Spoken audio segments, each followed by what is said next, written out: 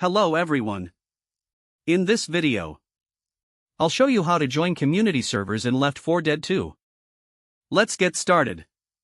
First, open Left 4 Dead 2.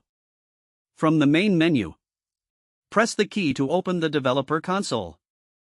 If the console doesn't open, enable Allow Developer Console in the game settings first. Now, type the following command. Open server browser. Then press enter.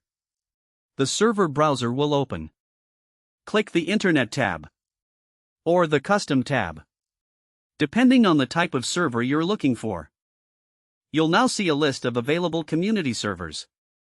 You can sort the list by players or latency to find the best server.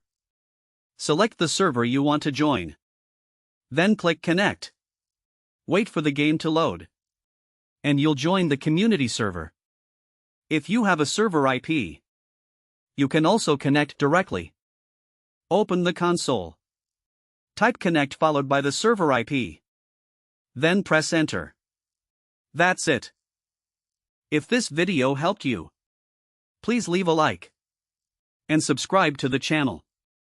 Thanks for watching.